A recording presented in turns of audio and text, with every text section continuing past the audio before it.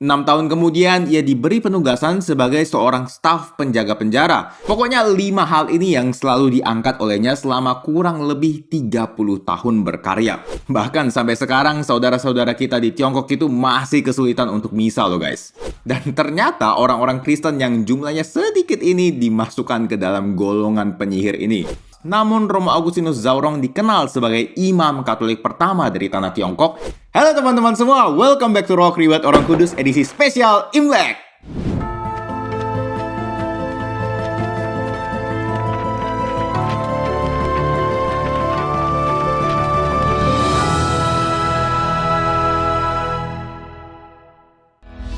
Hari ini kita akan membahas riwayat dari Santo Agustinus Zaurong, martir Tiongkok. Sebelum kita mulai, silakan share dulu video ini supaya semakin banyak orang dapat hidup kudus lewat teladan para santo santa. Oke, tanpa berlama-lama lagi, mari kita mulai. Cerita berawal di Wuchuan, Provinsi Guizhou, Tiongkok pada pertengahan abad ke-18. Hiduplah seorang laki-laki bernama Zhao Rong dalam keluarga yang belum mengenal Kristus. Saat umurnya mencapai 20 tahun, ia mendaftar sebagai seorang tentara di Kekaisaran Tiongkok. 6 tahun kemudian, ia diberi penugasan sebagai seorang staf penjaga penjara. Mungkin kalau zaman sekarang disebutnya sipir ya guys. Nah, pada tahun 1772 itu juga timbul penganiayaan Kristen yang cukup besar oleh para pemimpin Tiongkok. Banyak orang Kristen ditangkap, termasuk juga misionaris-misionaris dari Eropa. Salah satu misionaris tersebut adalah Pastor Martinus Moye. Uniknya, meskipun ditangkap, pastor tidak gentar sedikit pun dan terus memberitakan Injil kepada semua rekan tahanan, baik yang sudah jadi Kristen ataupun yang belum menjadi Kristen. Ternyata khotbahnya ini menyentuh hati banyak orang, termasuk juga Zaurong. Ia terus mendengarkan khotbah-khotbahnya sehingga perlahan-lahan memahami doktrin-doktrin gereja. Setelah Pastor Moye dibebaskan, Zaurong mengunjungi kediamannya dan berdiskusi panjang tentang kekristenan. Beberapa sumber juga mengatakan kalau Zaurong tergerak mendalami kekristenan juga karena dipengaruhi oleh Uskup Gabriel Taurin du Frese saat mengawal penahanannya ke Beijing. Namun yang pasti adalah pada akhirnya Zaurong memutuskan untuk mengikuti Kristus dan menerima sakramen baptis dengan nama baru Agustinus. Sebagai seorang Kristen yang baru, Agustinus banyak memberikan pelayanan kepada sesamanya, terutama mereka yang kelaparan dan kesulitan. Walau bukan seorang pastor, ia banyak memberikan sakramen baptis dalam kondisi darurat kepada anak-anak yang sekarat karena kelaparan. Hierarki gereja setempat kemudian memanggilnya dan memintanya untuk menjadi seorang imam. Dengan penuh kesadaran dan kerendahan hati, Zaurong menerima tawaran ini sehingga ia melepaskan jabatan ketentaraannya lalu ditabiskan sebagai seorang imam Katolik sekitar tahun 1780-an. Ia kemudian melayani umat Katolik di bagian barat Sichuan.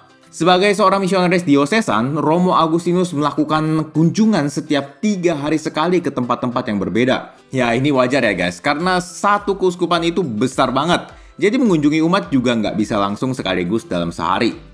Dalam setiap kunjungannya, ia mengajarkan kepada umatnya tentang Ekaristi Kudus, penderitaan Yesus, 10 perintah Allah, 7 dosa mematikan, dan sakramen tobat. Pokoknya 5 hal ini yang selalu diangkat olehnya selama kurang lebih 30 tahun berkarya. Nah, situasi mulai berubah pada tahun 1815 guys. Penganiayaan baru dimulai oleh Kaisar Jiaqing yang sebelumnya telah mengeluarkan The Great Qing Legal Code. Peraturan ini berisi larangan praktik sihir di kekaisaran, dan ternyata orang-orang Kristen yang jumlahnya sedikit ini dimasukkan ke dalam golongan penyihir ini. Karena peraturan inilah, pada abad ke-19 banyak umat Kristen, spesifiknya Katolik, terutama misionaris dari Eropa, dihukum mati di tanah Tiongkok demi mempertahankan iman mereka. Salah satu misionaris Eropa tersebut adalah Santo Johannes Gabriel Perboyr, CM, yang riwayatnya bisa teman-teman lihat di description box ya. Romo Zaurong yang awalnya cukup bebas mengunjungi umatnya karena ia sendiri adalah Romo pribumi Tiongkok, perlahan mulai terhambat karena pengetatan aturan anti-Kristen. Tapi sebagai seorang imam yang mencintai Kristus dan umatnya, ia merasa tetap harus pergi ke tengah umat untuk memberikan pelayanan sakramen dan mendukung umat untuk teguh dalam iman. Namun sayangnya, tak lama setelah peraturan kaisar itu keluar, ia segera ditangkap oleh otoritas setempat ketika sedang melayani umatnya yang sedang sakit. Ia lalu dijebloskan ke dalam penjara dan disiksa hingga meninggal di penjara tanpa pengadilan terlebih dahulu tahun 1815. Walau gelar martir Tiongkok pertama tetap dipegang oleh Santo Francis Ferdinand de Capillas, namun Romo Agustinus Zaurong dikenal sebagai imam Katolik pertama dari tanah Tiongkok yang juga menjadi seorang martir. Ia kemudian dibeatifikasi oleh Paus Leo ke-13 tahun 1900 dan dikanonisasi oleh Paus Yohanes Paulus II tahun 2000. Hari rayanya diperingati setiap tanggal 21 Maret dan 28 September sebagai salah satu dari 120 martir Tiongkok. Nah teman-teman sekalian, di edisi spesial ini mari kita bersama-sama bersyukur atas seluruh hal yang Tuhan berikan kepada kita hingga saat ini. Kita masih bisa bernafas, melakukan aktivitas, kumpul keluarga, makan-makan bersama. Mungkin juga ada yang masih bisa menikmati liburan sekarang.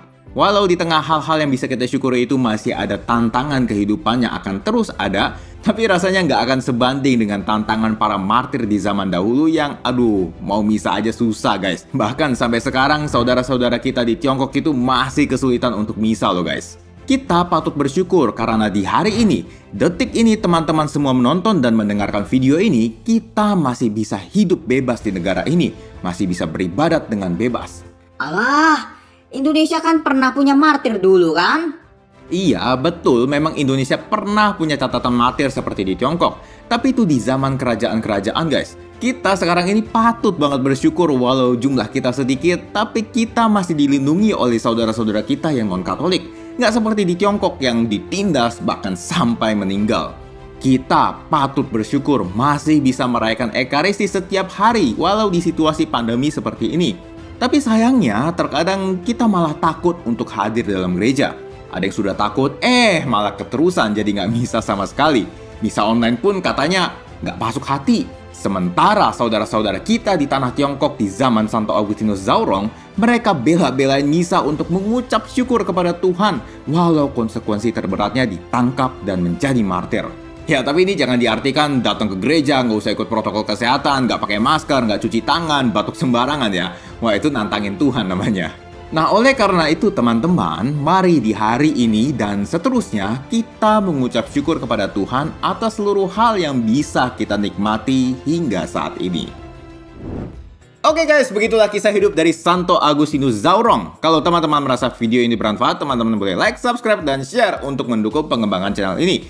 Terima kasih sudah menonton dan sampai jumpa di Rock edisi selanjutnya. Zaijian!